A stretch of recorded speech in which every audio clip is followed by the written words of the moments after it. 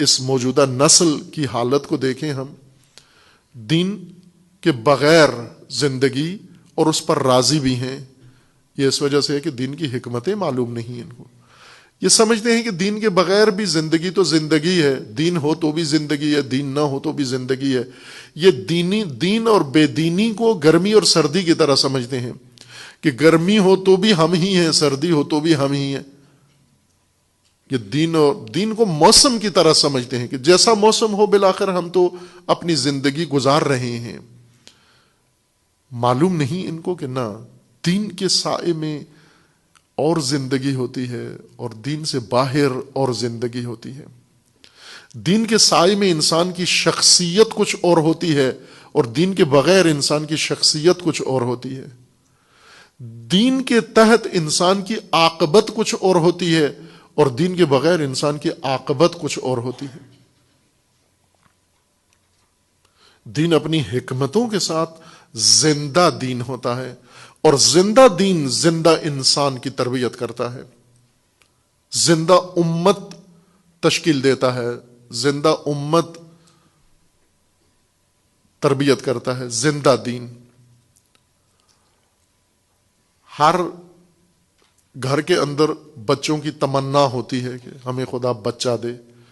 خوب کیسا بچہ دے؟ صحیح و سالم. مردہ بچہ تو کوئی بھی پسند نہیں کرتا.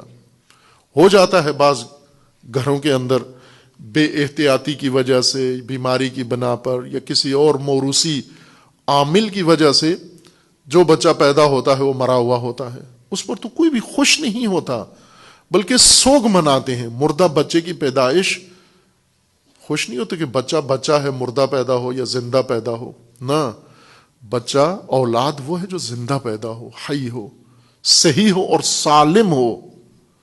صحت و سلامتی ضروری ہے، شرط ہے کہ اولاد ہو صحیح اور سالم ہو. مردہ بچہ تو کوئی بھی پسند نہیں کرتا. اگر کسی کے گھر میں بچہ پیدا ہو، ہر سال بچہ پیدا ہو، مردہ بچہ پیدا ہو، وہ تو نہیں، اپنے آپ کو صاحب اولاد ہی نہیں کہتے. زندہ اولاد ہو صاحب اولاد ہے. اگر بچہ مردہ تمہیں پسند نہیں ہے تو دین مردہ کس طرح سے اس کے اوپر راضی ہیں آپ؟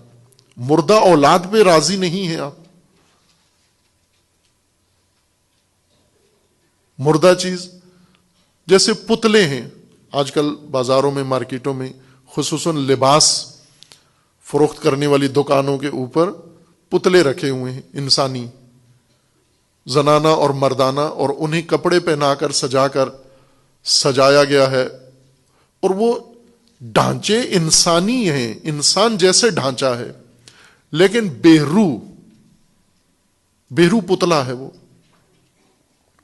ایک جسد ہے، جسم نہیں ہے، جسد ہے، یعنی بے روح ہے، اس کے اندر روح نہیں ہے. Statue, dummy. کوئی بھی پسند کرتا ہے کہ اسے بچہ ملے اسٹیچو کی طرح، ڈمی ملے اسے، یعنی پتلا پیدا ہو کسی کے گھر میں. لڑکی پیدا ہوئی پتلا، روح نہیں ہے، ڈمی پیدا ہوئی. اس پر تو کوئی بھی راضی نہیں ہے. تو دین بھی اسی طرح. اسٹیچو دین تو کافی نہیں ہے. اسٹیچو دین یعنی بے روح دین، جس کے اندر روح نہ ہو، زندگی نہ ہو، غیر متحرک دین. دین ایک قوت کا نام ہے، جس طرح علامہ اقبال توحید کے بارے میں رکن دین کے متعلق فرماتے ہیں کہ زندہ قوت تھی زمانے میں یہی توحید. کبھی توحید ایک طاقت کا نام ہے، توحید ایک قوت کا نام ہے، اور کسی زمانے میں یہ قوت سمجھی جاتی تھی، طاقت سمجھی جاتی تھی. آج فقط ایک مسئلہ علم کلام، آج فقط ایک اسٹیچو ہے. دین ہے بے روح. بے روح دین کے نتیجے میں امت بھی ہے اور بے روح انسان بھی ہے. بے روح، روح کے بغیر. دین تحرک کا نام ہے، دین حرکت میں لانے والی قوت کا نام ہے. جب انسان دین کو اپناتا ہے حرکت میں آ جاتا ہے. کون سی حرکت؟ کمال کی حرکت. اپنے کمال تک پہنچنے کے لیے فوراً تحرک شروع ہو جاتا ہے. جس طرح بیج جو ہی کاشت ہوتا ہے، خاک میں جاتا ہے اور اس کو نمی ملتی ہے، اس کو کھاد ملتی ہے، اس کو روشنی ملتی ہے، اس کو تپش ملتی ہے، جب یہ بیج فوراً حرکت میں آ جاتا ہے. بیج کے اندر چھپی ہوئی صلاحیت فوراً حرکت میں آ جاتی ہے. وہ کھلنا شروع ہوتی ہے، وہ کھلنا شروع ہوتی ہے، وہ نکھرنا شروع ہوتی ہے، وہ پنپنا شروع ہوتی ہے، وہ اجاگر ہونا شروع ہوتی ہے. اور وہی بیج ایک دن تناور درخت بن کے پھل دے رہا ہوتا ہے. دین اس بیج کی طرح ہے. جب انسان کے وجود میں کاشت کریں یہ بیج دین کا، تو گندم کے دانے سے پہلے اگنا شروع ہو جاتا ہے. سرزمین وجود میں، سرزمین دل میں، سرزمین نفس میں دین اترتے ہی اس کے اندر تحرک شروع ہو جاتا ہے، اس کے اندر نمو شروع ہو جاتی ہے، رشد شروع ہو جاتی ہے، اور وہ انسان کو بنانا شروع کر دیتا ہے.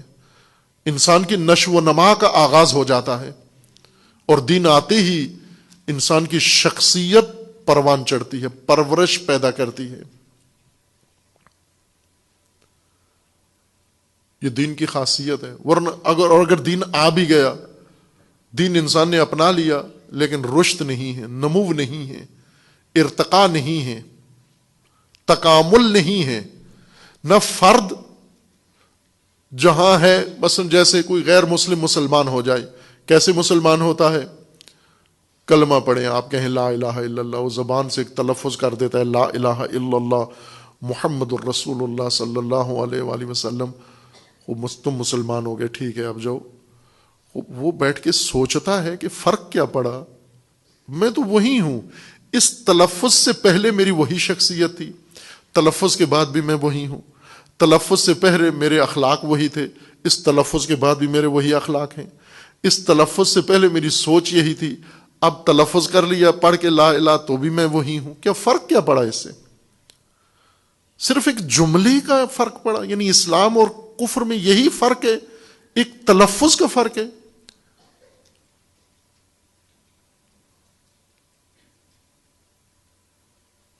یا نہ؟ جب انسان مسلمان ہوتا ہے تو ایسے ہے جیسے کیمیا ہے، ایک معمولی سی دھات بڑی قیمتی دھات بن جاتی ہے. جب انسان مسلمان ہوتا ہے جیسے ایک مردہ زندہ ہو جاتا ہے. یوں نہیں کہ فرق نہیں پڑتا، بلکہ یہ حقیقت ہے، مثال بھی ہے. میں اب نام نہیں لیتا جگہ کا، ملک کا. ایک جماعت ہے جو نو مسلم ہیں، غیر مسلم تھے، مسلمان ہوئے،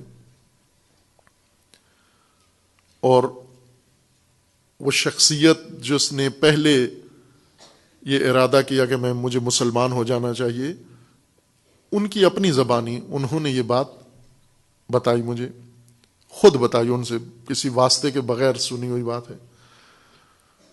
انہوں نے یہ کہا کہ ہم ایک کافی بڑی تعداد ہیں جو غیر مسلم تھے، مسلمان ہوئے، اور کہا کہ ان کو مسلمان کرنے میں خود میرا ہی زیادہ عمل دخل ہے، میری کوششیں ہیں.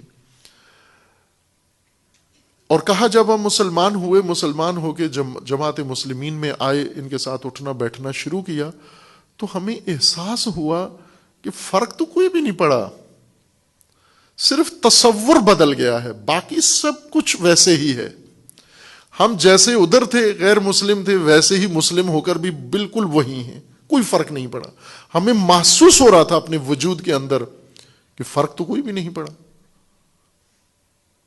پھر کیسے فائدہ کیا ہوا ہمارا مسلمان ہونے کا؟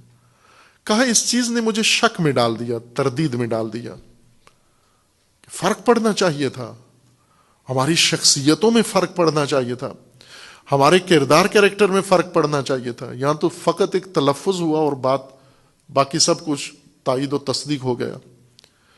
کہا اس دوران پھر اس نتیجے پر پہنچے کہ اگر چونکہ ظاہر جب غیر مسلم تھے، مسلم ہوئے، تو اپنے خاندان کے ساتھ بھی انبن ہو گئی، اپنے رشتہ داروں کے ساتھ بھی قدورتیں آ گئیں، انہوں نے بھی برا مانا اور ان کو علیحدہ کر دیا، مشکلات، سختیاں اور بہت سارے اور کچھ ان کو جھیلنا پڑا، بھگتنا پڑا.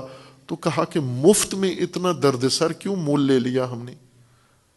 پہلے جس حالت میں تھے اس کو چھوڑ کر اسلام میں آئے، لیکن فرق عملاً کوئی نظر نہیں آ رہا، لیکن درد سر بہت بن گیا ہے۔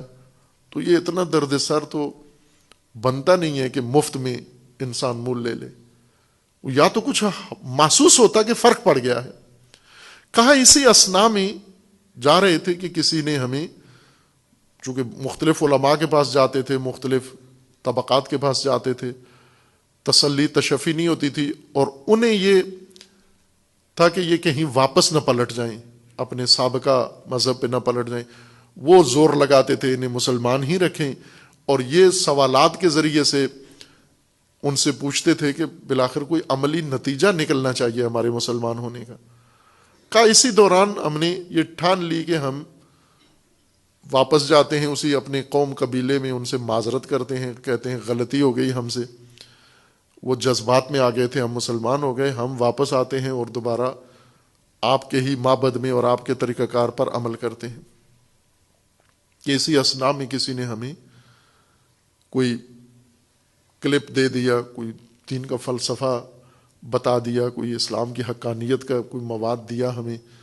وہ سننے کے بعد پھر پتہ چلا کہ نہیں، بہت فرق پڑ سکتا ہے، اور پڑا پھر، اور انہوں نے تصدیق کی کہ پڑ گیا فرق، جس کی کمی سمجھ رہے تھے وہ مطلب حاصل ہو گیا۔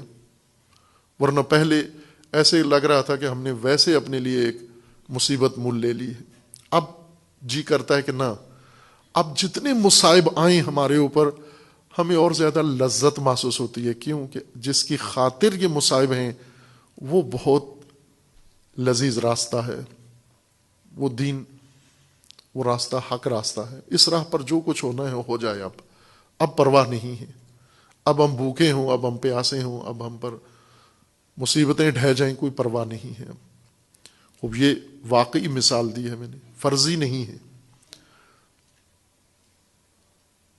وہ لوگ ابھی موجود ہیں، ان سے ملا جا سکتا ہے، ان سے رابطہ کیا جا سکتا ہے، لیکن خود ان کی خاطر کے نہ ہو، وہ سب کی نگاہوں میں نہ آئیں کہ ان کی مشکلات میں مزید اضافہ نہ ہو، اس لیے نام نہیں بتایا، جگہ نہیں بتائی میں نے۔ جب تک حکمت دین نہ سمجھ میں آئے، دین سمجھ میں نہیں آتا۔ ہمارے لیٹسٹ ویڈیوز کے بارے میں جاننا چاہتے ہیں تو ہمارے چینل کو سبسکرائب کریں اور بیل آئیکن کو پریس کریں۔